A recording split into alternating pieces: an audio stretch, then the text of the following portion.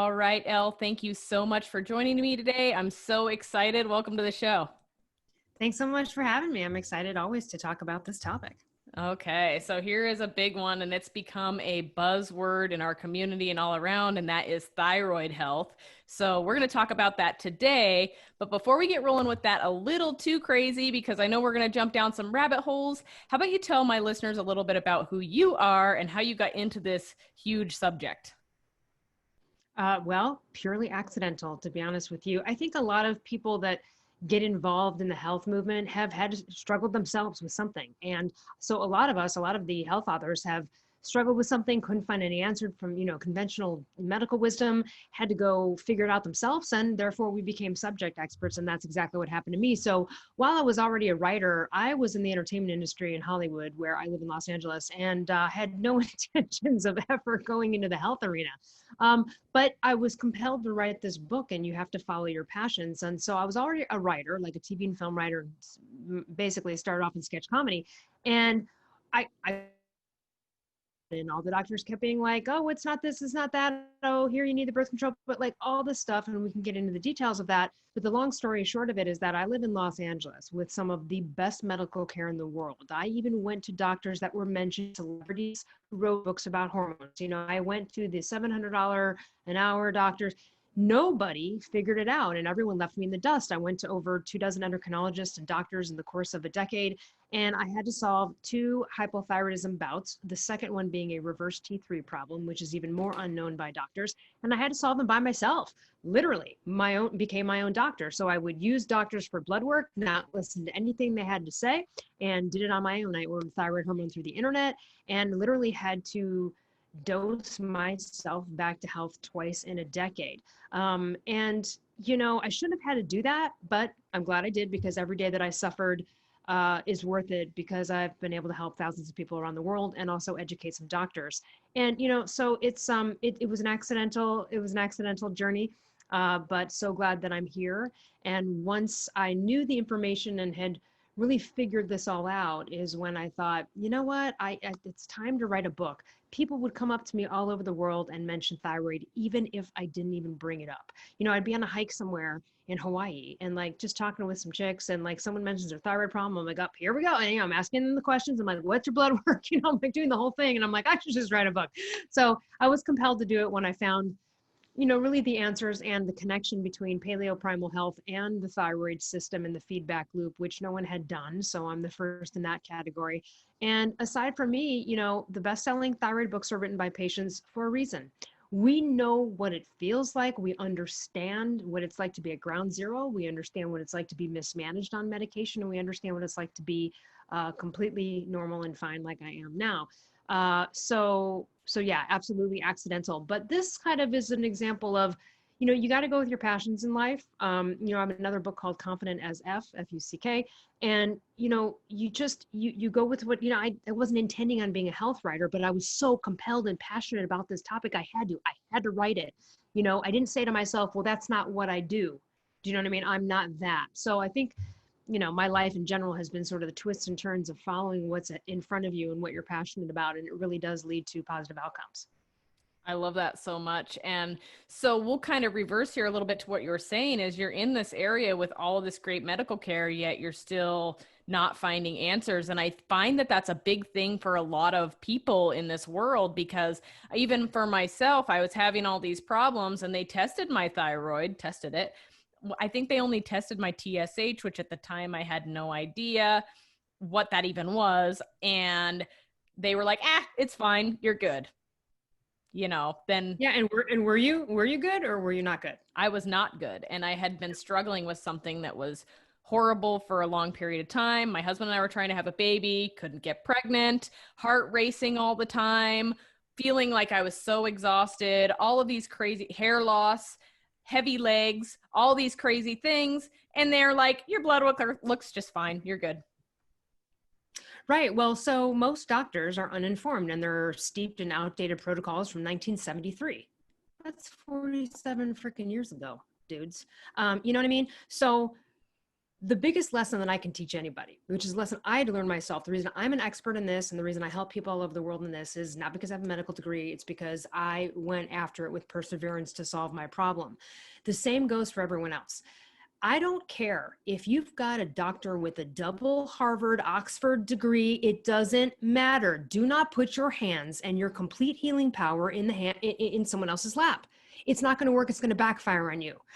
Look, I've been on panels at events where I'm the only non-doctor and I'm sitting next to a doctor who is dispelling misinformation about thyroid in front of me. Okay. Who is considered like a really great functional so they're not all worth their weight. And look, while I do suggest going towards a paleo functional medicine doctor, definitely a functional medicine doctor, that is, they're usually the most informed, or an anti-aging doctor, they're still not all worth their weight. You have to know this stuff. So the biggest thing that I can impart on anybody out there suffering with anything, if you get diagnosed with something, or, you realize you have a condition, you better become an expert. You better. You can't just go to a doctor and say, please save me. This is what I was doing for years. This is what I was doing until finally I was like, and the only people that helped me were fellow thyroid patients like myself, who dedicate their free time on a forum online to help other patients sort this out, because they are just angels. So that is how I was able to get down the right path to help myself. And then boom, it spiraled and I learned all the things that I did. So again, doctors are great. We need them to save our lives. Western medicine can be a lifesaver, but it's also the third leading cause of death. Okay, so if anyone doesn't know that, that is actually true. And listen, who doesn't need an Advil, everyone? I mean, of course, like modern medicine is amazing, but at the end of the day, informed, and too many people are suffering with thyroid issues that are for like years and years and years and decades, Mm-hmm. Well, and I think that's how we were all raised and what we were taught, right? You have a headache, you take an ibuprofen or an Advil or a Tylenol, and boom, it's gone. What caused the headache? Who knows? Were you dehydrated? Were your electrolytes depleted? What was it that caused it? Nope, no worry to that. Let's just take the pill and try to fix it.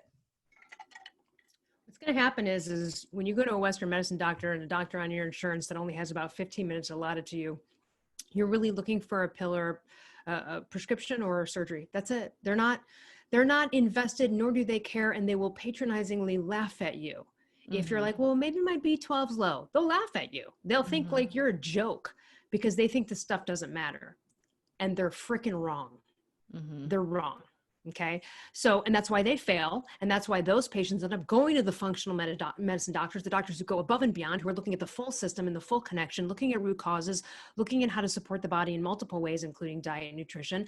That's why those people go. Functional medicine doctors, the bulk of their patients are people who are like, I've gone to 100 doctors and finally I found you. That's who those doctors are, because they're usually out of network. You have to pay out of pocket for them, and people aren't willing to do it. So I just ask everyone, how much is your health worth to you? Most people be like, oh my God, I mean, it's invaluable. Is it? Are you treating it like that though? BS. You keep going to that doctor on your HMO because you don't want to kick out that money. I spent $15,000 I didn't have as a broke actor 15 years ago trying to figure this out. And I could have had all that money back had I just literally relied on myself or talked to other patients at the time. And at the time, there wasn't podcasts and there wasn't like the stuff going on now where this information is out there. So this information is out there. I mean, there's like 100 videos of me alone talking about this where you can learn so much, and aside from my book and everything else, but the information's out there. There's a lot of telemedicine, a lot of consultations. I mean, hopefully you get a doctor who's willing to learn, but the bottom line is this: if you learn it and you show you're up on it, more likely than not, if you're going to your doctor and you're showing that you're on top of it, they are more likely to practice medicine with you.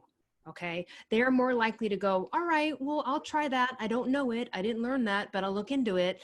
They might be, and they may not, and you may have to run and go find a new doctor. But and again, a doctor didn't help me solve my thyroid problem. I did it. Now, granted though, the doctor on my book, Dr. Forsman, he did help me solve all of the things in the aftermath, because when you're in a state of hypothyroidism, it's a disease state. Stuff is going wrong, whether you want it to or not. It's a cascade and a domino effect through the entire body, and it is a state of inflammation. So while I corrected my own thyroid status, other stuff had been going wrong that I, as a layman person, couldn't test for, didn't know what to test for. So that's where the functional doctor came in. And after I wrote my book, I was so impressed with Dr. Forsman. I was like, I think I want you to be my doctor now. And he tested a whole bunch of stuff, and I was like, it was a disaster. I left his office crying. It was a disaster. Okay. So now it all got turned around, but I wouldn't have known. I could have had a stroke or a heart attack at the age of 42 just because of a dumb thing that I just needed to take a supplement for 3 months. Are you kidding me? That same blood work, my CBC, your standard, complete blood count that every doctor takes for your physical, the same blood work, they would have, if they hadn't tested further, like the functional doctor did, that same blood work, they'd have been looking great. You're doing great. Even told me that a year prior. Everything's looking great. Turns out, could have had a stroke and heart attack. What the hell is going on there? It's the difference between being informed and not. It's the difference between a deep dive into your health and not. How quickly do you want to get better? How fast do you want to get better? You have to take this seriously or you're going to waste time. And with each day and month and year that goes by that you are treading in a disease state of any kind and you haven't figured it out yet, everything else is breaking down. It's accelerated aging. It's a state of chronic inflammation, which is at the root of every disease. It will spawn other problems. So again, it is really, if I can impart anything to your audience, get on it. I don't care if you have to hire me and another thyroid coach to help you figure it out and understand it, because maybe your brain right now can't read the book and figure it out. I get that. Brains aren't working right when you're hypothyroid. It's hard to retain information. Whatever you have to do to understand it so you know where to go, you might be able to help your doctor help you. So do that. Mm-hmm. Yeah. Absolutely. And like you said, it's a complex thing. So let's dive into that a little bit, because the thyroid it does a lot of stuff, and it takes care of a lot of stuff, and it regulates a lot of stuff. So let's kind of talk about that. How does the thyroid work? How does it function? What hormones is it involved with? All that fun stuff. So I'll start off by just telling you, so the thyroid is at the base of your neck. So under your Adam's apple if you're a guy, but it's at the base of your neck. And it is really the master gland, not because I say it is, because biology says it is. And the reason it's the master gland is you literally can't live without it. And if you had your thyroid cancer or something like that, and you were on a stranded island and you didn't have your thyroid hormone medication, you're a goner. Okay. So you can't live without it. If you're born without a thyroid, which is extremely rare, okay, but it happens. And if you were born without a thyroid, that baby will have mental retardation very quickly if it's not found out soon. So, and all sorts of other problems. It is absolutely related to everything. It is in control of the production and the regulation of our sex hormones, our heart rate, our body temperature, the ability to fat burn, everything, your brain, your neurotransmitters. We have more receptors in our brain for T3 than anywhere else. So depression happens when you're hypothyroid. That doesn't mean you need Prozac. It means your thyroid's off. Well, I already take thyroid hormone. My doctor said it's not my thyroid. Again, your doctor said it's not is it or is it not? Do you know? And if you don't know what the pill you're taking every day as thyroid hormone replacement does and how it works, I got to say it right now. Don't be that idiot. Don't be that moron. That is not a great way to go. That gets everybody in trouble, because you can be hypothyroid and completely mismanaged even if you're on thyroid hormone replacement. So, oh my God, I have high blood pressure. You need no, you don't. You just probably have insulin resistance or a thyroid problem. Oh, that lipid panel looks bad. The fat's off. Oh my gosh, we're worried about it. You might need a statin. No, you don't. You just need to correct the thyroid first, and then everything's going to get in line, because when you don't have thyroid status that's optimal, you can't burn fat and it's going to get stagnant. And yeah, your lipid panel is going to look terrible. So again, it is a patchwork operation to go to a Western medicine doctor for most things, but what they're going to do is they're patching symptoms. They're not looking at how to correct any of it. And so it will never be corrected if you have depression and the doctor never fully tests the thyroid to rule it out, because that Prozac will work 3 months and then it won't work. So it's really it's a slow dive into hell is really what it is. So that's what it's in control of. So it's really important. So what do you think life's going to be like then if you have subpar levels of thyroid hormone? It is a slow death. You're aging, accelerated aging, and you are basically slowly dying, and things are going to come up, and you're going to have ailments and things that are afflictions, and the doctor is going to be playing this patchwork operation, and it's a disaster. So the thyroid is at the root of everything. It should be ruled out for everything. Every doctor should comprehensively test it with every annual physical for everybody, and they don't. They only test one thyroid hormone usually, or two, which are, well, I shouldn't even say thyroid hormones, tests, one or two thyroid tests, and they're both, one of them is the 1973 TSH test you talked about, and it is absolutely not the way to assess a person's thyroid function. So I would just ask everyone, because I'm mostly right. I'm not in the business of being right, but here's what I'm unfortunately right about.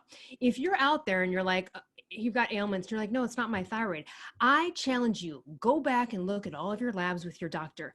Did they ever test anything beyond TSH and T4?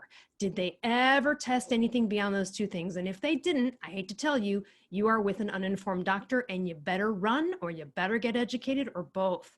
So I'm happy to go into the, whole thyroid feedback loop and how it works. If you want me to explain all of these hormones, and then I can get into the tests, you let me know what you want me to do. Absolutely. I would love all of that, all the above, because I think it's kind of obviously we talked about it, is a complex gland, and a lot of people don't understand what happens with it and why it affects things.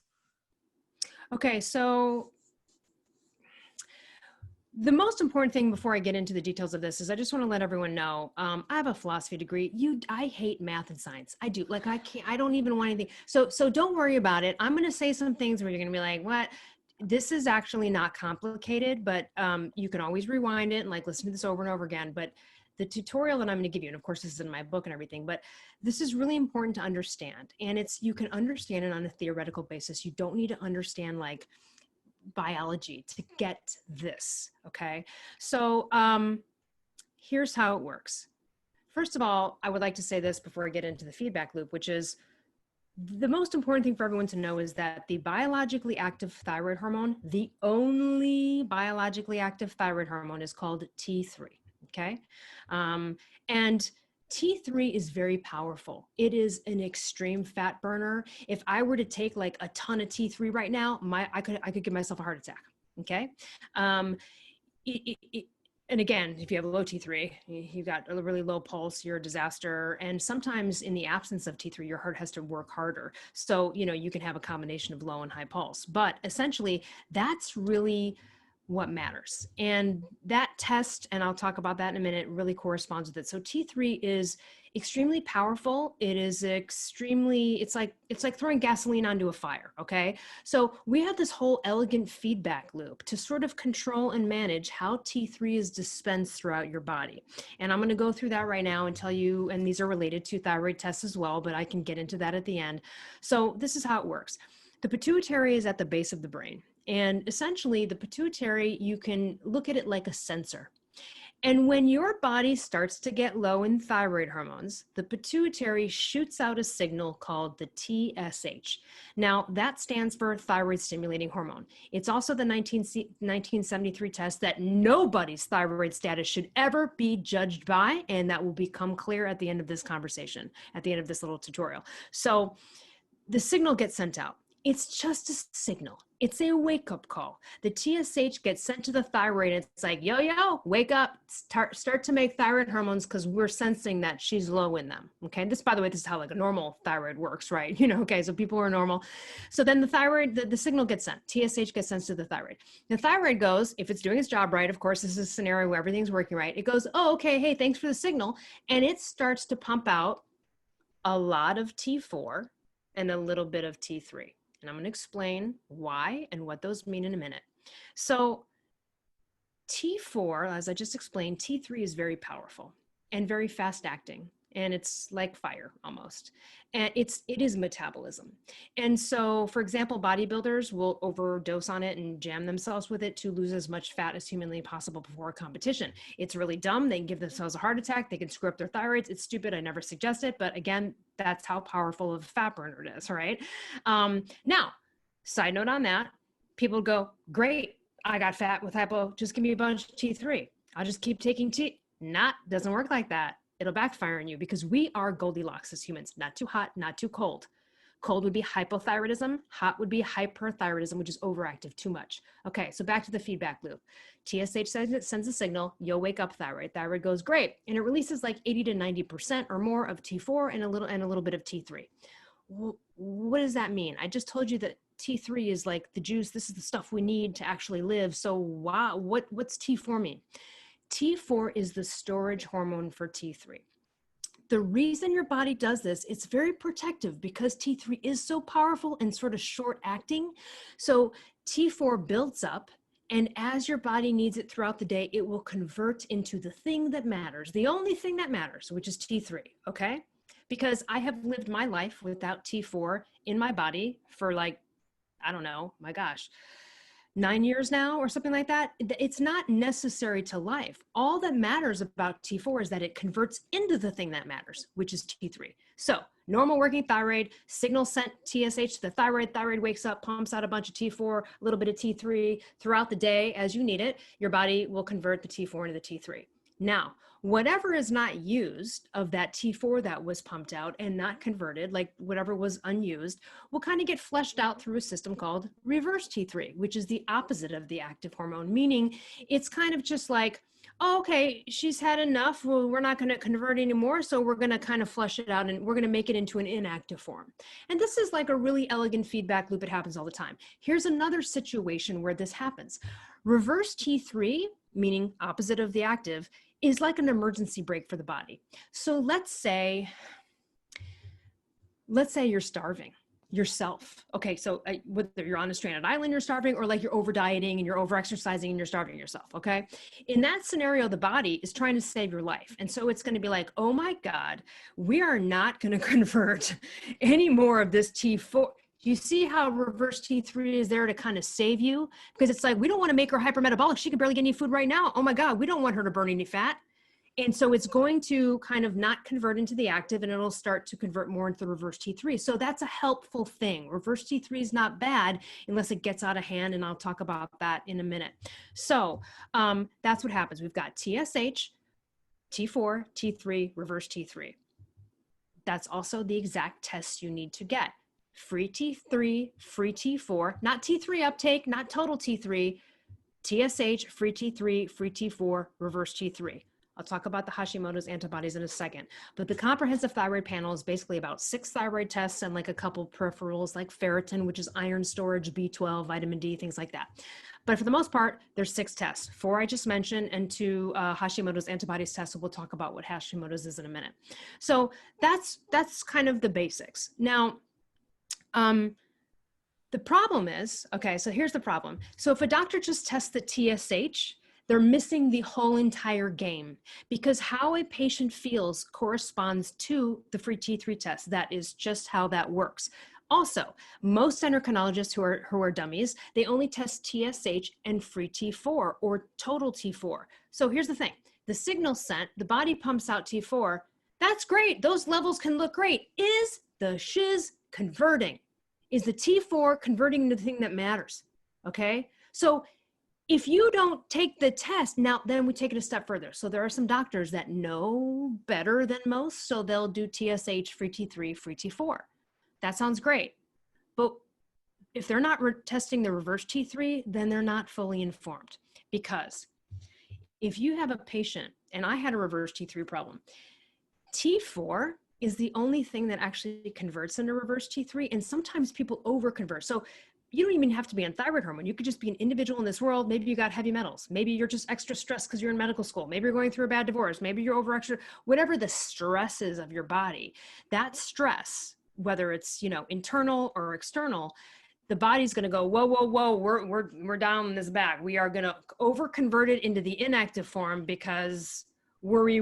There's inflammation over here. Same goes for if a normal person on no thyroid hormone gets the flu tomorrow, or even coronavirus.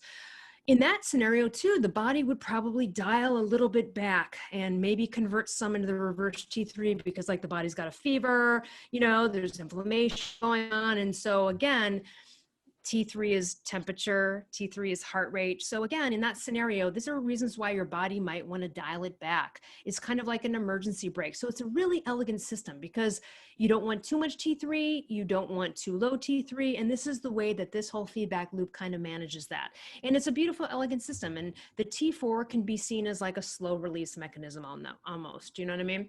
And so that's how this works. But if you are not testing the free T3, then you are not testing, did Elle get the package? Fine, the signal was sent, whatever's. Okay, great. T4 got released, great. But T4 doesn't do jack if it doesn't convert into the thing that matters. That's the whole point of T4. T4 in and of itself doesn't do anything. people might argue that you would need T4 for brain or heart health or whatever. Like, you don't. I've had basically no T4 in my body for 7 years now. And the reason is because I had a reverse T3 problem that was not resolved. I had heavy metals. I had some other things that probably contributed to it. And you also could be missing the enzymes that convert T4 to T3. So the reason I, as a patient, take the last resort choice of thyroid hormone, T3 only, is because I'm bypassing that whole system now. I'm bypassing the whole damn thing. Because if I take T4, it's going to convert into reverse T3. So T3 only is saving my life because I'm getting the direct stuff that has no conversion. Now, there is a problem with that. There is a problem with that. And that is why it's the last resort choice, because you're removing that internal mechanism that decides for you what's right for you. And now I'm a human brain taking T3. It fluctuates. There are too many changes. It's a pain in the ass. Most doctors don't know how to dose it. You have to dose sometimes 3 to 5 times a day, depending on who you are. It's a pain in the butt, but it's a lifesaver. Okay, so that is the last resort choice. Nobody should ever, and I really want to repeat this because people will go, oh, T3, I'll just take the direct stuff and then lose weight. I'm telling you right now, it is not optimal. The most optimal for thyroid hormone replacement, and by the way, you can solve a thyroid problem naturally, and we can talk about that in a minute too. My book is not about go on thyroid hormone. It's about like, hey, maybe try 16 weeks of like cleaning out your life and seeing if stuff turns around. And if it doesn't, do these other things. And if that doesn't, it's up to you. But it's not about that always solving it. So there's lots of people that solve this really through diet and lifestyle alone. So I want to put that out there. There really is hope for that. But in the event that you can, and you have to take thyroid hormone, the most optimal is taking a T4, T3 combination, which is most endocrine mimicry based on what I just said. And the problem with Western medicine is a long time ago, most doctors and endocrinologists, by the way, endocrinologists are the worst as far as thyroid goes. They are classically the most uninformed. They are classically the worst. They are like T4 Nazis, where their whole thing, and most endocrinologists, and if you're out there and you have one and you're on thyroid hormone and you're on T4 only, yeah, go back to your blood work. I know they never tested T3 or reverse T3. I'm willing to bet $1 million on it right now. So doctors back at old school dumbass thinking, they're just testing T4 and TSH. Okay. So you could be having like 5 miscarriages and being like, what's wrong? And they're like, that's not your thyroid, because they're not looking at it right. They're looking at it from their 40-year ago outdated, training. And T4 only it can work for some people for thyroid replacement, but it often fails people. And I'm not surprised because it's not really endocrine mimicry. Our bodies don't just release T4. They do release a little T3. And so in the same ratios as our own thyroids would naturally release T4 and T3, so is a T4, T3 combination. Now, the ratios of that are usually in what we call natural desiccated thyroid, which is chopped up pig gland. There has been problems with some of the brands over time, but essentially it doesn't matter how you get the T4, T3 combo. It can be through natural desiccated thyroid, but if you have a religious reason for not eating pork, then that would maybe not be your choice. And you can go on a T4, T3 combo in any other way, and we can get into the weeds on that. So the worst and most common choice is to give a patient T4 only or Synthroid or levothyroxine. Synthroid is the brand name for levothyroxine. Levothyroxine is T4. That's usually what dummy uninformed doctors do. It can work sometimes. There might be reasons to even do it from an informed doctor, but the best choice and the choice of people really in the know is to put a patient on a T4, T3 combination. The last choice is T3 only. Okay, that's the last resort choice. So this is the problem. They are not looking at this feedback loop correctly, and the way that they look, endocrinologists and uninformed doctors are just steeped in only looking at TSH and T4 because that's what they've been taught.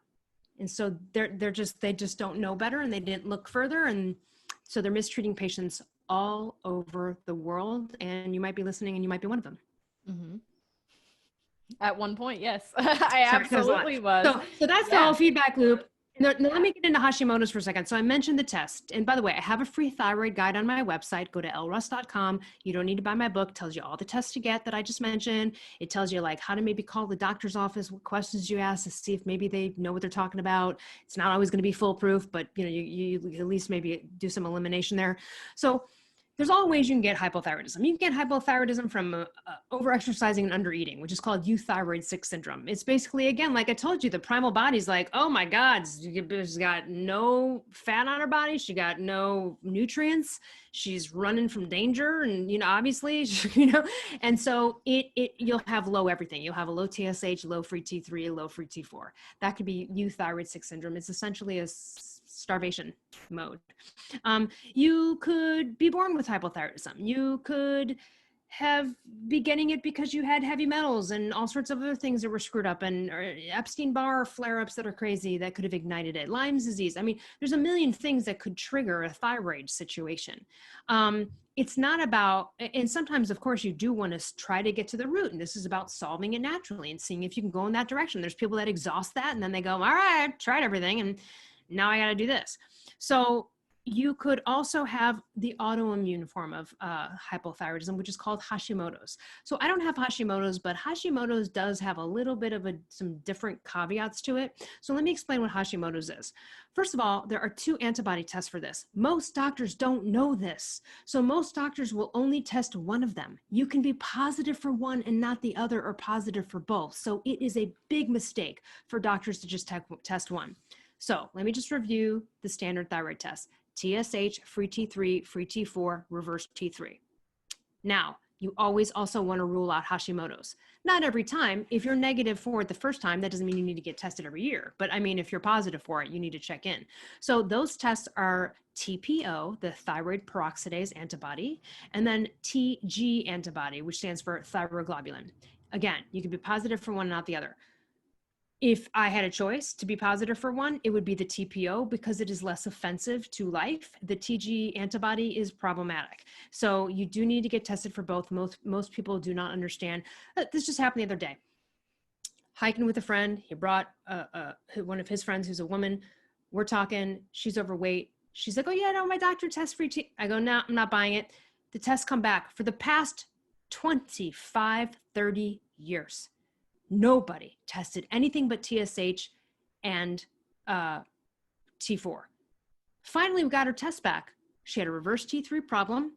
She's extremely hypothyroid, even though she's on thyroid hormones and have been on thyroid hormones forever. She's had symptoms, but again, you get used to it. You think this is who you are. This is what life is like. No, that's not what life is like. That's why when you look at everyone, you go, oh, they seem like they have a lot of, yeah, because they're normal. And you should also have that same level of energy and happiness and wherewithal and stamina and metabolism.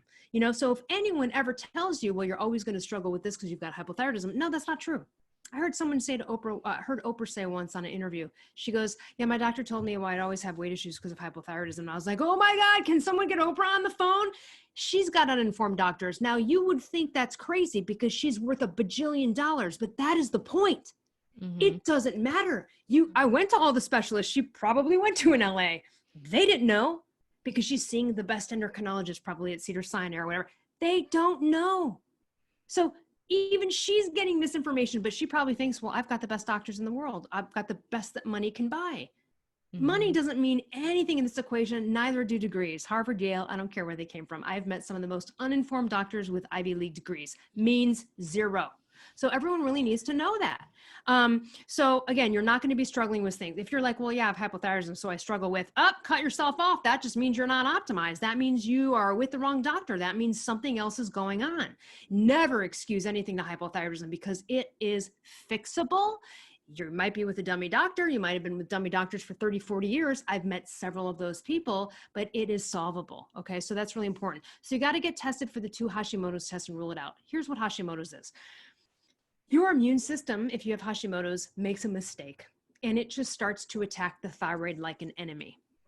One of the things we know for sure with Hashimoto's, and this is where paleo comes in, is that and by the way, this is all autoimmune disorders. So I don't care if it's MS, rheumatoid arthritis, lupus, or Hashimoto's, okay? All of those things. By the way, I've known so many people who've cured themselves of all of those things through the paleo diet alone, okay? And I'll just mention them right now. Palmer Kippola wrote a book called Beat Autoimmune, and she cured herself of MS, 20-year struggle, amazing story. My friend Courtney Contos, I did an interview with her. She cured herself of rheumatoid arthritis, was in a wheelchair for years, told never going to get out of the wheelchair, on Enbrel, all sorts of stuff, inflamed, 50 pounds overweight. Seamus Mullen, famous chef, he wrote a cookbook about his journey. He suffered for 10 years with rheumatoid arthritis, cured it through food, just through food, people, and he was on multiple medications. So just want to throw that out there. And Terry Walls is very famous as well for really keeping her MS at bay. So these things are all fixable, but grains absolutely contribute to this, particularly gluten. And the reason is that gluten kind of mimics a protein in thyroid. So when your immune system is already making a mistake and then you eat gluten, it's like, oh my God, and it starts attacking and kind of trying to murder your thyroid gland. And what that is high antibodies on a test. So here's the example. Kara, in my book, is a great example of this. She was with the dummy endocrinologist, had 2 miscarriages, by the way, infertility, all that stuff. You know, we can talk about symptoms and what happens with that. But she had 2 miscarriages, gained 30 pounds in a year. The doctor, she realized, we looked back at 10 years of records. They had only tested her TSH and T4 and had her on Synthroid. Finally, she went to the right doctor. She gets optimized on a T4, T3 combo. She's doing great. The weight falls off. She feels awesome. Okay. But then the years are going by, and every time she goes in and gets her TPO antibody tests, let's say the range is 0 to 30. Hers were always at 300. Now, she didn't feel them because they're in the background and she's on thyroid hormone. So she's not feeling them. But why is that bad? Because antibodies equal inflammation.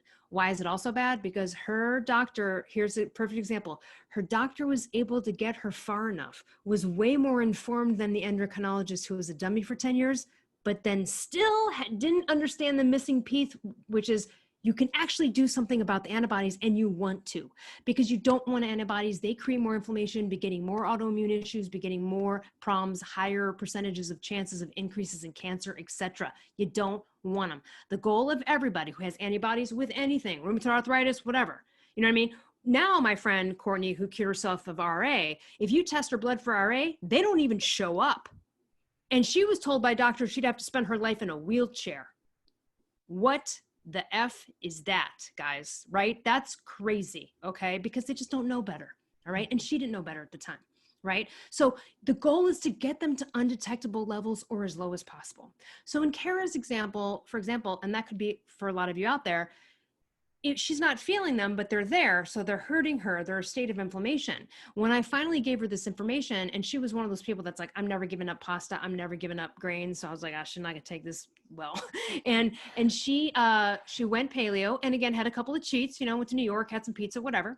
But she really like dialed it in and said, that's it. I'm getting rid of gluten and grains. And her antibodies dropped from like 300 to 25, which is the lowest she'd ever seen them in her life. Now, 25 is within range, you know, 0 to 30, like better be in range than way out. So most doctors don't understand. They just go, oh, well, the antibodies are there. Yeah, she has Hashimoto, so there's antibodies. No, you can do something about them, and you should want to, because it is, again, let me just throw this out there.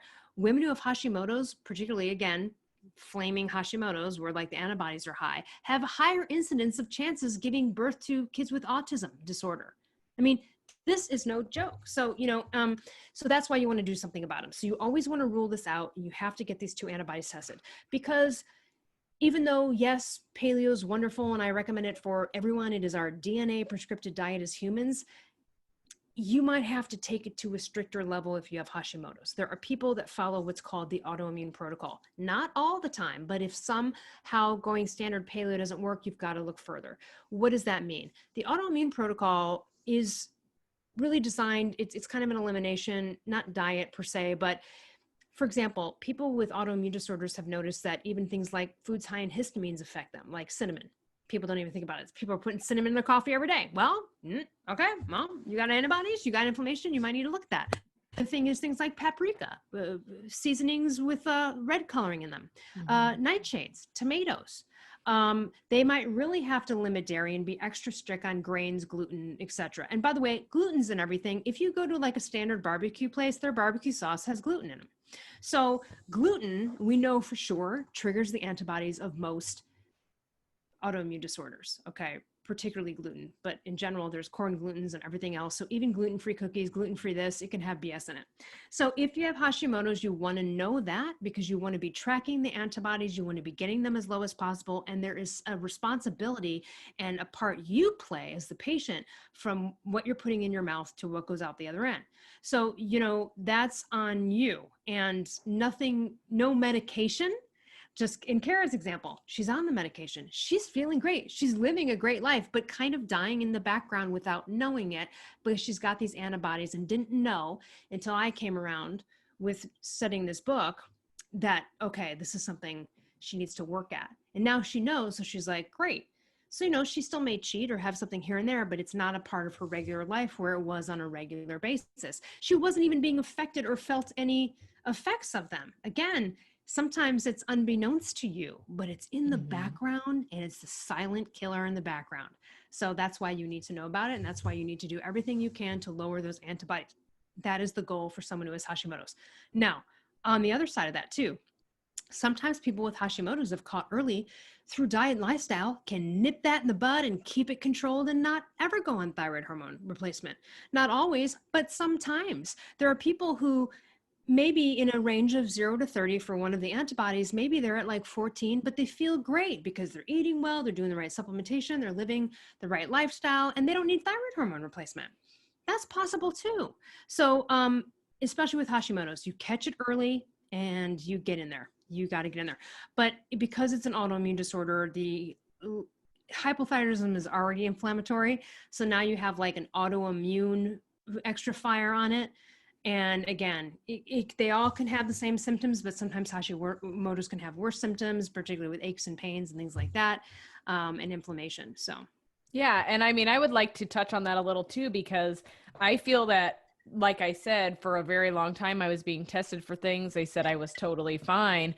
When I finally did have a doctor hit the nail on the head, she was a functional medicine doctor. And I tell you, I didn't go to a functional medicine doctor for a very long time because it wasn't covered under my insurance and all of these things. And finally, I was so sick, I was like, I don't even care. I've got to do something.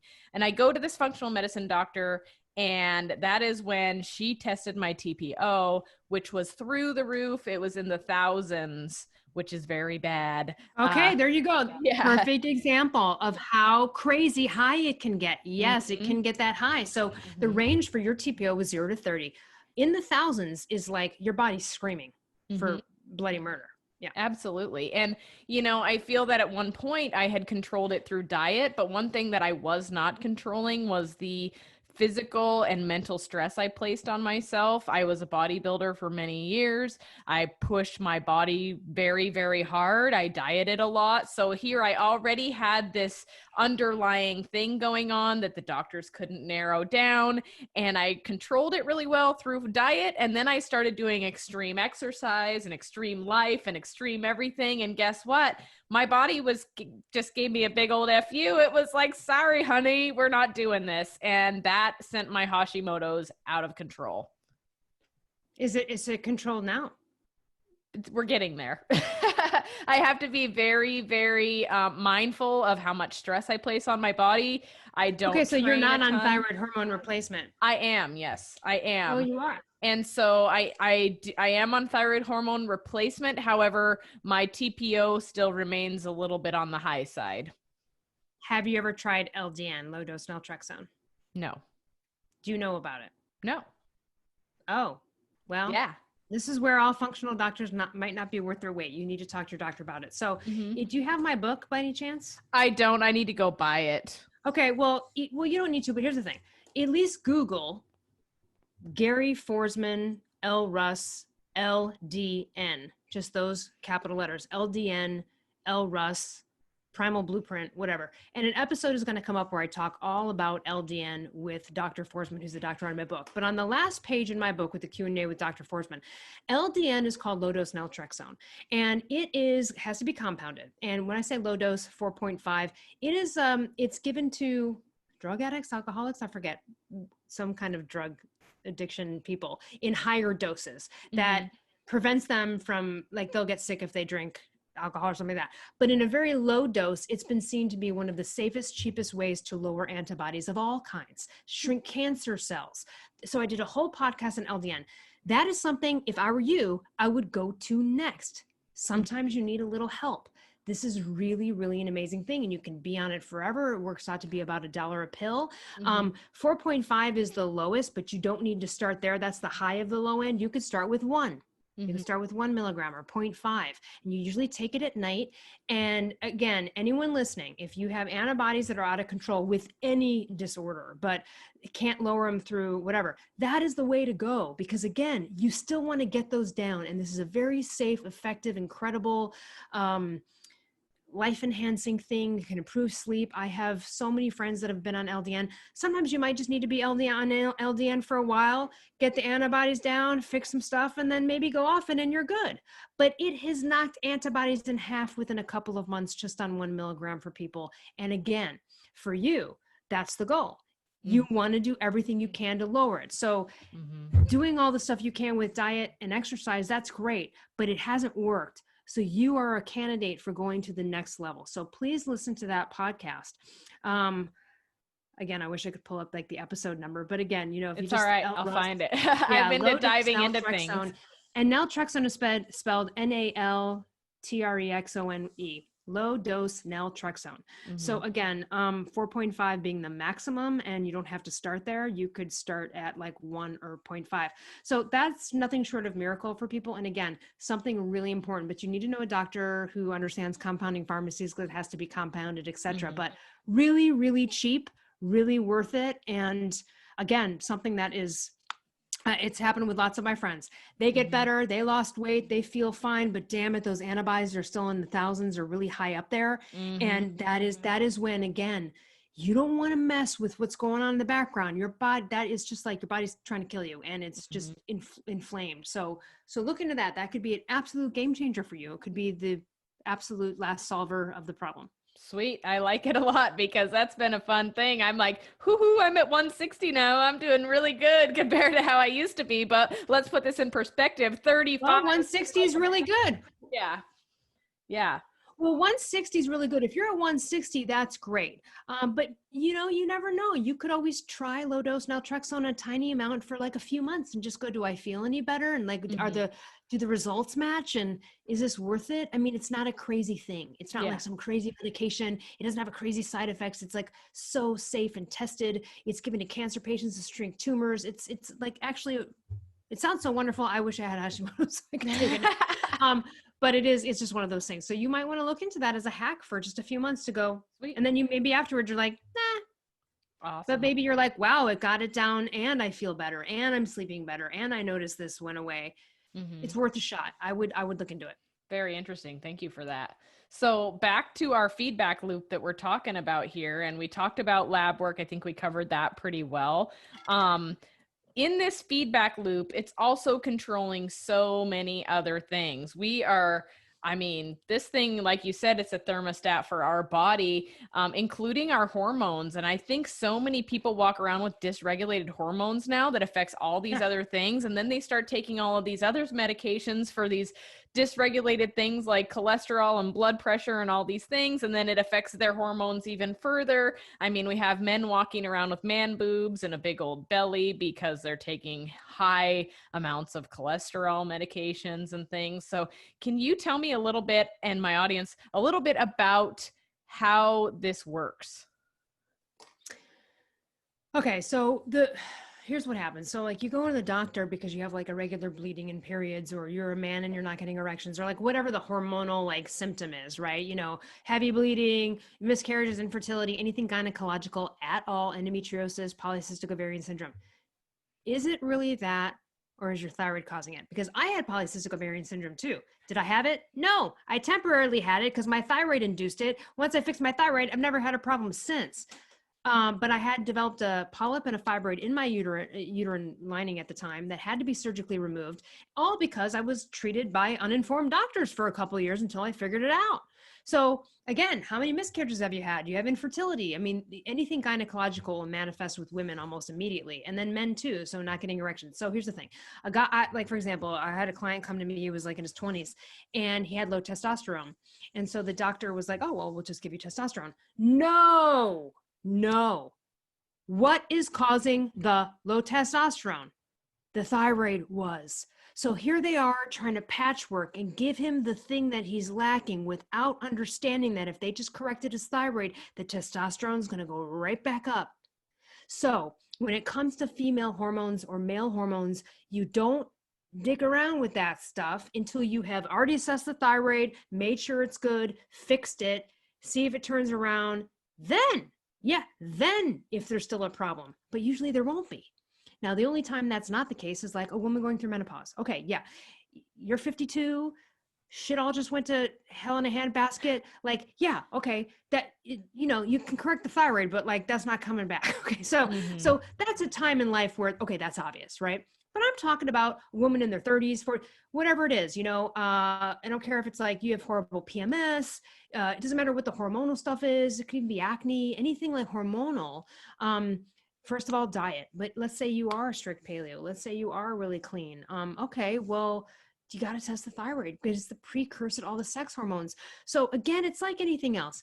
If you're depressed and they give you Prozac, it'll work for 3 months and then it won't work because you never got to the problem, which is that you actually just need T3 in your damn brain. They treat depression with the stuff I take every day to be alive. You know, when people start to get on thyroid hormone and they start to feel better, you know, I hear this all the time. They'll be like, oh my God, does this stuff make you happy? Like, yes. The difference between being hypo and not is the difference between either staring into space all day in a general malaise and a brain fog, kind of like, what's the point? I'm just over it. Not like you're going to jump off a bridge, but kind of like, what do I even care? To having a dance party by yourself. Like literally that's the difference. And so it is absolutely happy making. The neurotransmitters and everything in our brain correspond with T3. They need that for all of these levels of serotonin, dopamine, I mean, everything, these happy making chemicals. So yes. So if it's a brain thing, if it's actually, it's anything, that's why it's called a master plan. So if someone's going to put you on a stand, do they really need to? By the way, those are so over prescribed anyway. That's a whole entire another episode. Okay. I did a whole episode on that. That is a disaster. You always go to a functional doctor on that. They're usually reading the lipid panel wrong. If I went to a doctor right now with my lipid panel, they'd be like, I don't know. We're worried about your cholesterol. I'd be like, then you have no idea what you're talking about or how to read a lipid panel because you're steeped in 40-year-old ways to read a lipid panel. There's no one doing that anymore.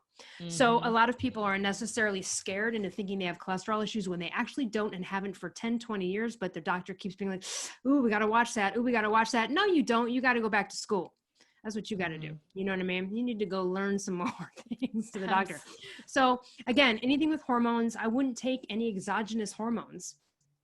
Again, minus like menopause, or if you're a dude that's 70, yeah, okay, you might need testosterone. That's cool. That's called anti-aging medicine, right? Okay, I get it.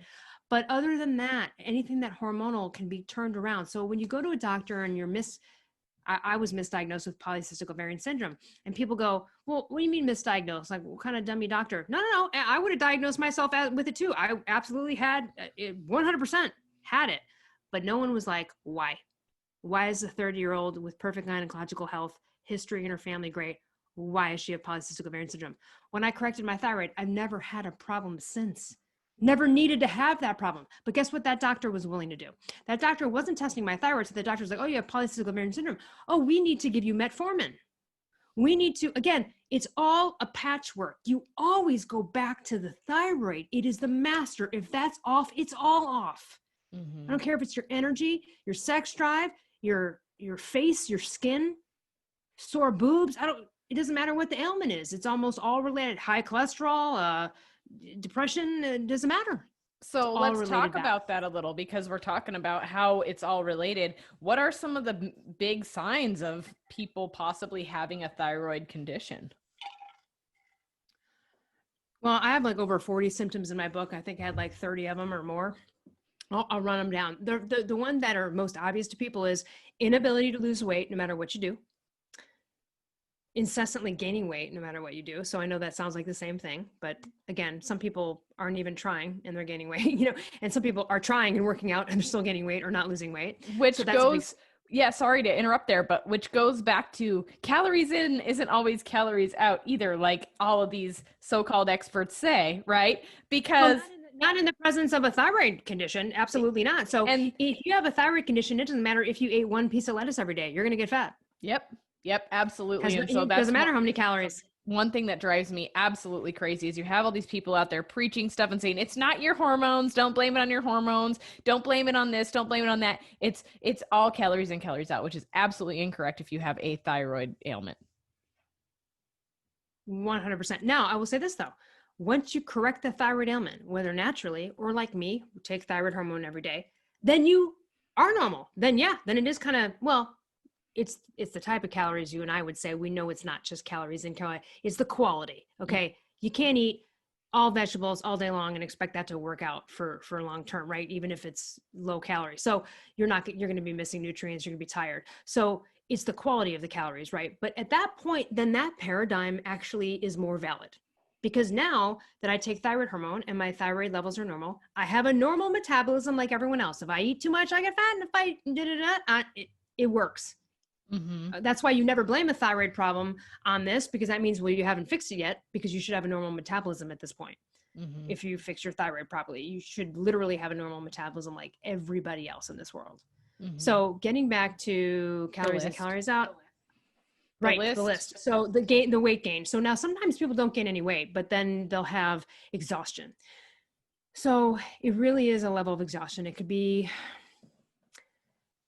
taking you 3 hours to really get your shit together in the morning, waking up with puffy face and eyes, any kind of bloat, skin thickening, feeling like heavy legs, like you said. What does that mean? That means like when you're walking up a flight of stairs, you feel like you like with each step is like hauling a kind of cement log. Okay, that's what heavy legs is. And if you are out there experiencing it, you just know it, because it's obvious. So if you're like, I don't know if I have that, then you don't, because you would know. Restless legs at night, like that restless leg stuff, that's an absolute thyroid thing. It's usually related to low ferritin, which is low iron storage. Most thyroid patients get low in iron. That's why ferritin is on my list of tests on the free thyroid guide. It's absolutely essential. Anything like inner itching of the ears, acne when you never had it, hair falling out is a big one. Hair falling out, or loss of curliness in curly hair. Weird. Hair breaking. Like you wake up one day and you'd be like, I didn't cut bangs. Why do I, like, half your hair just breaks off? It's messed up, guys. Constipation, real severe constipation. And again, all of these symptoms, you may have all of them, you may have 5 of them. I mean, it's just because I mentioned one you don't have doesn't mean you don't have it, but constipation is a big one. And when I say constipation, I mean like nothing works. Like you could do laxatives, it doesn't really work. Like it sucks. Constipation. Again, hypothyroidism is slow, sluggish, right? Slow metabolism, slow digestion, slow everything. Lots of gut issues. So almost like every time you eat, you feel bloated or you feel like you have a lot of gas. By the way, just so everyone knows, gas is not normal to have all the time. We have some level of gas we admit, but if you feel like you have a lot of gas, you got issues. Something's wrong with you. Look into it. It's not right. It is not right. You should not be having stinky, rough gas a lot at all. You go off the rails and you eat some garbage and you have a bad couple of days, like, okay, but like, you know who you are. And if you're that person, that's not right.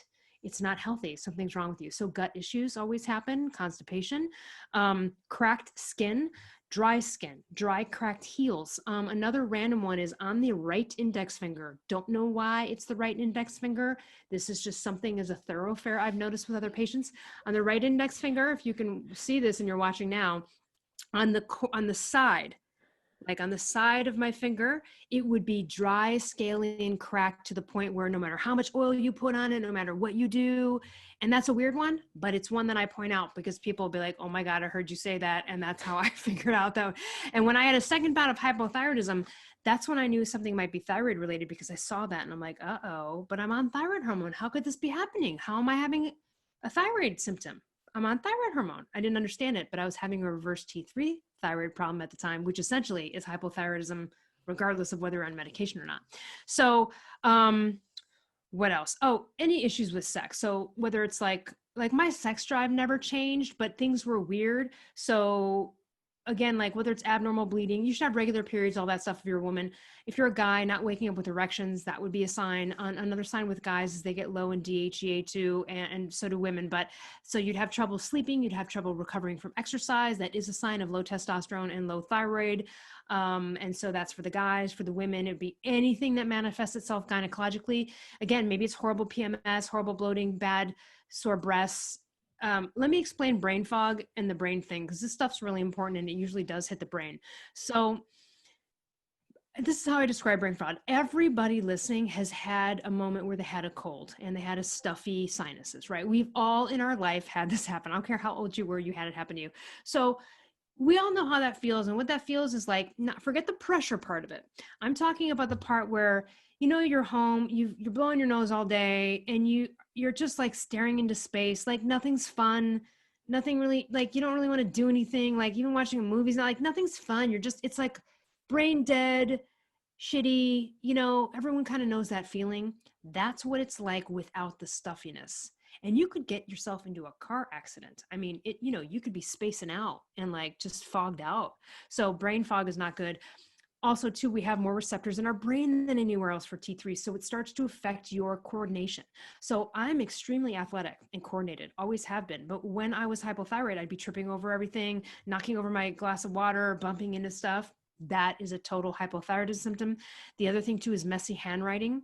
The brain to hand dexterity is an issue. So you'll start to notice if your handwriting that's like messy or you're feeling like it's not coming from the brain to the hand quick enough. There's a weird cognitive recognition. You might have a thought. And the reason I say this is this is the stuff that's really hard that people don't want to express to people because they don't know how to qualify it. So I really want people to hear this. The brain stuff is also you inside feeling like you're getting dumb, feeling like I'm getting dumb or I'm getting old or something's wrong with my brain and you're too afraid to express it, or you see someone in your family who it happened to. So you're like, I don't know, shit, you know, Aunt Mary, she, yeah, well, maybe Aunt Mary had untreated Hashimoto's. Let's not relegate yourself to Mary's life.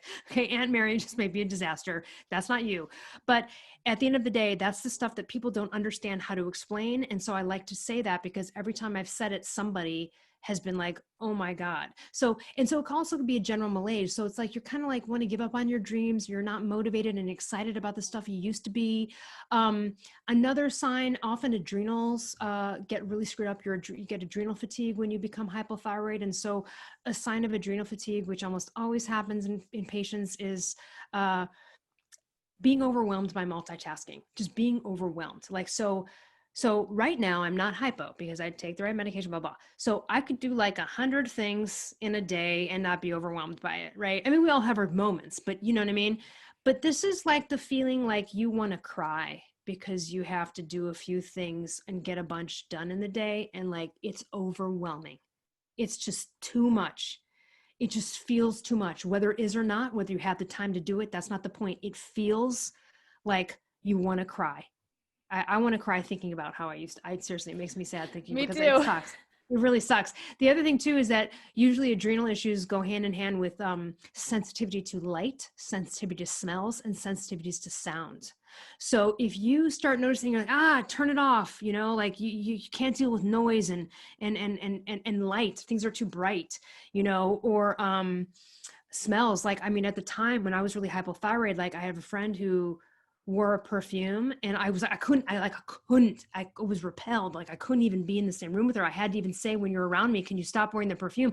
You become a jerk because you become this not fun person to be around. You know what I'm saying? You can't tolerate a lot. You have a low tolerance for a lot of things. For example, you may live in an apartment and like your upstairs neighbor, like all of a sudden they're the loudest walker, like you are dying, but like you never noticed it before. You know what I mean? But now it's all of a sudden like, oh my God, you can't stop hearing it. So sensitivity to light, sound, and smells. Now, for example, I love essential oils. I love perfumes and things like that, but I couldn't have any of it when I was hypothyroid at all. Couldn't even be around it. Walking into a Nordstrom's or something on that first floor with all the makeup. Oh my, it's already bad, but that is like nightmare central for someone who's like in the throes of hypothyroidism. So those are other symptoms. Again, anything gynecological. So it could be like, are you noticing that your orgasms aren't as strong in the like contractions? Are you noticing that things are weird with like your wetness down there as a woman? Or again, like if you're a guy and you're not getting erections when you wake up in the morning, which you should. And if you're not, that's not normal. So these are things, anything sexual. The inner itching of the ears or an itchy butt is usually related to candida, and candida often comes in and is part of this whole soup of things. So that might be one of them as well. But weird ear stuff in general. For example, weird earwax stuff, weird stuff like you sleep on the pillow on the side and then you wake up and you notice like there's something weird, just weird ear stuff. That's all I can say about that. And then of course, any skin stuff, like I started to get horrible acne when I became hypothyroid, and I've had perfect skin my whole life. I mean, despite like, you go off the rails and you get a pimple here and there from eating some junk. But other than that, like skin stuff is big. But so for example, I did an experiment during the pandemic where I decided to try to go off thyroid hormone again. I've tried a couple of times. I thought, well, I'll do it because if it doesn't work, I'll get fat and no one's going to see me and who cares? It's like, whatever. Just might as well do it. No one's inviting me to anything. No one's doing anything. So I did it. And for the first 20 days, I got to say, I was like, oh, you know what? I feel pretty good. But then I started to get constipated badly. Where like, you feel like you have to go and then like a pellet comes out and you're like, that's not acceptable. I started to wake up in the morning and I noticed puffy eyes and face. It's so obvious. If you're out there, you know who you are. It's almost like you drink a bottle of MSG right when you woke up and there's your puffy face. And then I started to get exhausted and I needed naps in the afternoon. And, and then I was like, okay. And then, by the way, and I quickly got very thick and big. Quickly. It doesn't take long to get fat, man. I'm telling you. I even had a friend, and my friends are cool with me. We're all good. I don't take offense to stuff. And I was telling a friend about this. He goes, I noticed you were looking thicker. I'm like, I know. I got fat, man. I got fat on this. Now, so then I went right back on my medication, and within a few days, my brain lit up, and I'm like, oh, thank God for that. And then, of course, the weight I gained started to fall off. But I probably even gained a good 10 pounds. I mean, I'm 5'2", I'm small. So I got to say, in a short period of time, I gained like probably 10 or 15 pounds. That's a lot, guys. And it can happen quickly. So, I'm 5'2". Before I was hypothyroid years ago, I was like, I don't know, maybe 115 pounds. I went up to be 160, and that was with working out 2 hours a day and trying to eat under 1,200 calories. It doesn't matter. By the way, I wouldn't do that again now. If you're hypothyroid, don't work out because it's not going to work. It's going to backfire on you. And it's a mind effery because you think, well, but I got to get ahead of this weight gain. So I got to go work out. But actually you're gaining more weight because you have no thyroid hormone, you're running on adrenals. So every time you work out, you think you feel better. But I would ask you this. Yeah. Are you feeling slimmer and tighter though, hours later, or fatter and bloated? Usually the answer is the latter. They're feeling fatter and bloated. And the reason is because all you did was just ignite and stress out your adrenals, and it pumped out extra cortisol. And I bet you're fat around the middle because that is what happens. So that's a sign of that too. So those are just, look, that's a lot of the symptoms. I mean, there's a million things, but those are the basics. Yeah. So I want to ask you a question before we wrap it up too much here. Also, I know you guys are huge proponents of a more paleo style of eating, but there's a lot of, there's a lot of people in the low carb space too, that think that that's the way to go with thyroid health. And then there's this other area saying, no way, you cannot go low carb if you have thyroid condition. What's your thoughts on this? Well, first of all, paleo is low carb. Yeah. So they're equal. Okay. So just, yeah. I have a lot of thoughts on this. It's misinformation. It's misinformation. Low carb doesn't cause a thyroid problem. There are people who have thyroid problems that are carnivore and they eat only meat, literally only meat, salt, and water. That's it. Mm-hmm. That's like the lowest carb you can freaking get. And they are doing great. Okay. So none of this stuff causes it. There are absolutely zero studies. Don't let anyone BS you and tell you there's any evidence out there. There might be someone that's like, oh, low carb caused my thyroid problem. Did it? What were your labs before you went low carb? I am not buying it whatsoever. What were really your comprehensive labs? Like, you know what I mean? Like, unless you could be nutrient deficient in something, you could have something going on over here. I'm not willing to buy it. What I am not a fan of is if you are currently hypothyroid and you haven't fixed it yet. I don't care if fixed it naturally or fixed it like me, where you get on the right dose and you're doing well. Mm-hmm. Then that's when I'm like, just stay general low carb paleo. Mm-hmm. Don't go crazy keto. Don't go carnivore. I mean, unless you have to, you might have some autoimmune disease where like you can't eat anything but meat. And in that case, yes, do that. Mm-hmm. Unless it's that, like, well, I'm going to be, what I do instead of have like a 4 to 6 hour eating window and do total intermittent fasting up until 12 or 1, then, because then you're a person that's like, I do intermittent fasting. No, I would actually have something between morning and then. And what do I mean by something? Maybe that's a quart of an avocado with salt. Maybe that's a little bit of coconut oil in your coffee. Maybe it's a little bit of collagen and coconut all together in your coffee. Whatever, something. Okay, you're still going to be in fat burning mode, unless you're like eating, cherry pie in between that time. So no, I mean, our bodies need some level of glucose, but again, when your thyroid's screwed up, you're currently screwed up with cortisol and glucose. So I think I like just try to stay steady. I'm not saying 3 meals a day. Maybe it's a little minor, like I told you, a little quart of an avocado, a little bite of salmon left over from last night, a little bite of steak, over, half an Epic bar, like whatever. Okay. But don't totally intermittent fast. And then, again, you just follow a standard like paleo, primal, low carb diet. What does that mean? Between about 50 and 150 carbs. 150 carbs is too much for most people, 150 grams a day. Mm-hmm. Over 150 grams of carbs a day is only appropriate if you are an NBA athlete. Not even kidding. I don't care if you're like, oh, I work out 3 hours a day. Nope. It really should be somewhere between 80 and 120. Excuse me. You have to do what's right for you, though. I'm 5'2". The level of carbs I'm able to ingest versus someone who's 6 feet tall, who's a woman, is way different. We have a different caloric expenditure and requirements and all that kind of stuff. So for me, I found that I obviously feel best low carb, but it's about metabolic flexibility. We go in and out. So you know what? Maybe one day I'm like under 50 carbs and it's a very low carb day. Maybe it's even pretty much a carnivore day. Then the next day it might be 120 grams of carbs. The next day it might be 80. Start to learn to become a little bit of flexible, you know what I mean, on this. And a great program for that is one of the co-hosts of a podcast I do called Kick-Ass Life Podcast, Tara Garrison. She has a great keto in and out program. Mm-hmm. So you can go to coachtaragarrison.com, and she's got it, because I'm with her, and so is Mark Sisson. It's like, do keto, not forever. Unless you have a traumatic brain injury or you're epileptic, there might be reasons to stay keto all the time. But people, again, the people going to these diets, they're already Mm-hmm. fat. They're already looking for ways to lose weight, and they're desperate. So then they go towards it and they go, oh, it made my thyroid problem. Don't be blaming anything on that. It's just not true. There are people that are carnivores who've never been on thyroid hormone, who are super low carb for 20 freaking years. It has not affected their thyroid. So Mm-hmm. I'm just not buying it. But because of the dysregulation of cortisol and blood glucose, when you are hypothyroid and you're still screwed up and you're not well yet, just follow a standard, 2 to 3 meal a day, mini 2 meals or 3 meals a day, kind of just standard paleo, primal, low carb living. Mm-hmm. That's what I would be shooting for. And you don't want to do keto when you are seriously hypothyroid, because you're going to get fatter because you're already not burning fat. And now you're trying to put a fat burning paradigm onto a body that does not have a normal metabolism. You cannot equate yourself with the normal people out there doing keto. When I Mm-hmm. say normal people, I mean unhypothyroid. So I'm a normal person right now. Right. But also sometimes it's not for everybody. Sometimes people can't handle certain levels of saturated fat or whatever. So you've got to experiment with this. Yeah. High fat doesn't mean eat all the fat you want. You can get extremely fat on a low carb diet by eating more fat than you burn, period. Mm-hmm. People don't even Absolutely. realize that. Now, it's healthier. It's still better for blood glucose. It's still better for the brain, but you still may get fat, Mm-hmm.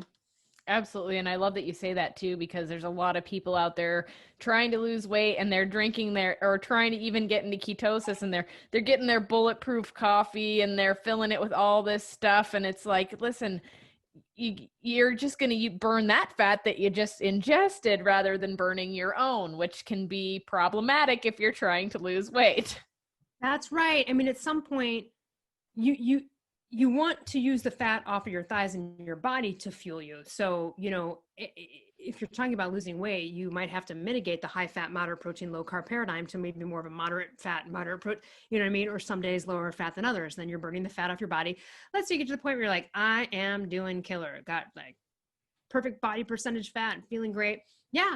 Then now all the fat you ingest is going to be burned. And if not, it'll be storage and you'll be able to gauge it better. So again, that's a common mistake people make when people talk about bulletproof coffee. I had a client once who, I was like, well, what's in your bulletproof coffee? Like, what do you consider bulletproof coffee? And she put 2 tablespoons of butter plus 2 tablespoons of coconut oil in her freaking coffee. That is like 600 calories worth of fat, or 600 grams. It's a disaster, like all in one morning. Like, that's not natural either. That's not right. You know what I'm saying? I mean, that's not right at all. So, again, it can be helpful, but people need to do minimal on some of that stuff as they get started. You know what I mean? I wouldn't even do a full tablespoon of coconut oil in my coffee. I would probably do like half a teaspoon to start. You know what I mean? If I needed to lose weight and I wanted to kind of get used to this thing, I would do that. But yeah, you do have to watch the fat. High fat, moderate protein, low carb doesn't mean all the fat you want whenever. It is sometimes a when in doubt, eat a little fat, because that can satiate the brain. But how much is a totally different story. Fat's tricky because one spoonful, like, you know, the size doesn't match what it does, right? It's packed so much in a tiny thing. That's why nuts are a problem. Nobody ever eats a shot glass of nuts. That's what a serving size of nuts is. That's why nuts are a freaking problem. That's why I don't buy pistachios, because I'll just sit there and eat them. You know what I mean? Like, they're problematic. They are nutrient dense. They are the wrong snack. That is one of the paleo mistakes I made when I was getting fat adapted. I was just like eating nuts and stuff all the time. By the time you realize that you've eaten 1,000 calories worth of nuts in a day for someone my size who, you know what I mean? And again, it's not about calories in and out, but there is a level. Yeah, absolutely. And that's just like a snack. I mean, that should have been my whole day. So nuts are a bad option. I mean, look, they're on the paleo list, but they are a slippery slope. So I say with people like, hey, stick to the whole foods for the start, and try to stay away from nuts and paleo alternatives like paleo granolas and things like that. Like, those are the things you can introduce later once you've gotten where you need to go. In the meantime, it's not that you can't eat bacon burgers and go to town and eat some great stuff. I totally do. But yeah, so that's a misnomer that you can eat all the fat you want and not get fat. You will get fat on a low carb diet if you do that. But at least it's better for your blood glucose. At least it's better for your brain. It's better for your life. And even if you are getting fat, at least the blood work's going to look great versus someone who's on a high carb diet. So it's healthier in a lot of ways, but also you can gain extra fat. So yeah. I love that. So before we are on here for hours, I'm sure you're a busy lady and you have things to do. We can kind of wrap it up here. Now, with that being said, if there was anything that you could tell other people to help them get their health, their life, their weight, whatever it is, under control, or start their health journey, what would it be? I know there's first a lot. I want to say, like, yeah, well, here's the thing. I want to say that I really empathize with people with food addictions and eating disorders. And hypothyroidism, by the way, breeds that because of what it does to glucose and lack of energy, because you're not getting energy from T3. So then your body's like, yo, go eat sugar. Wake up, girl. We need some help. Like, so it kind of breeds an eating disorder. You can't get fat adapted and go down this road of satiating your appetite until you correct the thyroid problems. So people with thyroid problems, you have to have patience. You have to have patience. Just make better crap choices, like fruit and whipped cream when you're craving sugar versus the Twinkie. Okay. Like, do your best until you get it fixed. Once you get it fixed, you'll actually be able to get fat adapted. You'll be satiated and you won't be craving these things. So don't be thinking you're crazy or something's inherently wrong with you if you're hypothyroid and you're having massively horrible food addictions, sugar addictions and stuff like that. That's totally normal. So I sympathize with having like eating issues and all that kind of stuff. Not anymore, but I do. And I really know what that's like. This is my main thing, is just, it's not my, one of my favorite quotes from Mark Sisson is, I said to him once, I was like, it must frustrate you with all of the stuff you know about this. Like, when you see people out there eating all this junk, you must just want to go like save all of them. And he's like, you know what? It's not my job to convince you that your life sucks. It's your job. What's your bottom? If you're listening, what is your bottom? You're going to have to hit it. How badly do you want this? If you clearly don't want it that badly, if you're not going after it. Perseverance pays. You will find the answer if you go after it. So you need to sit with yourself and have it come to Jesus. It's like when I quit smoking cigarettes or years ago, it was like, oh my God, I had to just have that moment of like, I'm freaking killing myself. I have to make this decision. What's your bottom? What's your plan? Maybe you need a health coach. Maybe you need someone to be accountable to. That's cool. Maybe you need to get into a free whatever forum online with people that are doing. I don't know what it's going to be for you, but you have to sit there and go, how badly do I want it and how much longer am I going to go sitting here wishing I did something about it, so upset that I'm not, and sitting in this limbo. We got this one life to live. There's a lot of kick-ass feelings in this human body to experience that if you're not, you got to get on it. So I also want to say this. Going paleo and getting fat adapted, you can burn fat and get fat adapted by sitting on your couch. So don't sit here and tell me, well, I don't have time to go to the gym. You actually don't need to work out at all or lift a finger. You can literally burn fat and lose weight by just 1 month, 21 days of willpower, 21 days of food willpower. That's it. After that, you don't need willpower because all of the genetic switches have flipped. And now you're like, I don't even want food anymore. Oh my God, I've been obsessed my whole life. I thought I would have to go to Overeaters Anonymous. I thought something was wrong with me. And now all of a sudden I'm not thinking about food. Gloria, like that is literally what happens. So I don't want to hear anyone say that they don't have time to get up and go to the gym. You do not need to, but you do need for just 21 days. And that's a tough 21 days. It's going to be tough, but so 21 days to 30 days of willpower for a lifelong of freedom and freedom of food addictions. Are you kidding me?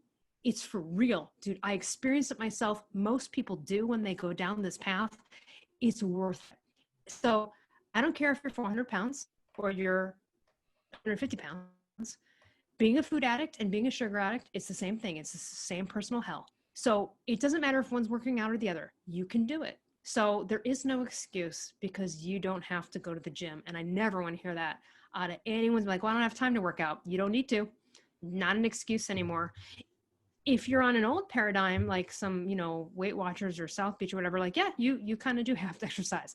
But if you don't want to exercise and you want to lose weight and get fat adapted and become a fat burning beast, you can sit on your couch and do it, but it's going to require 21 days of a little bit of willpower. And sometimes people don't need the willpower beyond 3 days. Sometimes 3 days and their brain lights up and they're like, oh, it took me a couple of weeks. Because it takes a few weeks for your body and your brain to get unaddicted to the crack that is glucose that it is primarily being fueled by. Being paleo or primal is primarily being, our bodies prefer to be fueled by ketones and fat. So it is a little bit of it's like any addiction. It's a withdrawal a little bit, you're like, you're used to grabbing for this, used to grabbing for that. So honestly, that's all you need to really turn it around as far as like the food goes and stuff. With thyroid stuff, that's a different element. It's, again, no eating paradigm really works on a hypothyroid body other than if you've been eating like junk and then yes, go paleo, that might actually fix your thyroid problem. But let's say you are paleo, you are clean. At that point, again, like if you're still hypothyroid, you're not going to be, none of these paradigms are actually going to work, if that makes sense. So you still have to get to the bottom of the hypothyroidism and fix it in whichever way you can. And then you have a normal metabolism. And then you're like everyone else, where all of these modalities work just like they do for everyone. I love it. Well, thank you so much for everything. Before we check out here, how can my listeners find you and get more information? Sure. Well, you can go to my website, elleruss.com, and it has all my books, podcasts, and, you can contact me on the contact tab if you need private coaching. I coach people all over the world with thyroid stuff and also general life coaching and confidence and everything else. So I have 2 books, the Paleo Thyroid Solution. The other book is Confident as FU*K. And you can find those both on Amazon. And then every Monday, I'm the host of the Primal Blueprint podcast, where I interview people like in this setting where we, mind, body, health kind of stuff. And then every Wednesday, kickasslifepodcast.com, same name on the YouTube channel. Coach Tara Garrison and I get together and we talk about all the stuff creating kick-ass life, which the power of the subconscious mind, whether it's getting out of a rut, whether it's health hacks. We just talk about everything to help you, be inspired and make your life more awesome. I love it. Thank you so, so much. Again, I'm sure my listeners are going to get a lot out of this episode, so I appreciate it. My pleasure. Thanks again for having me.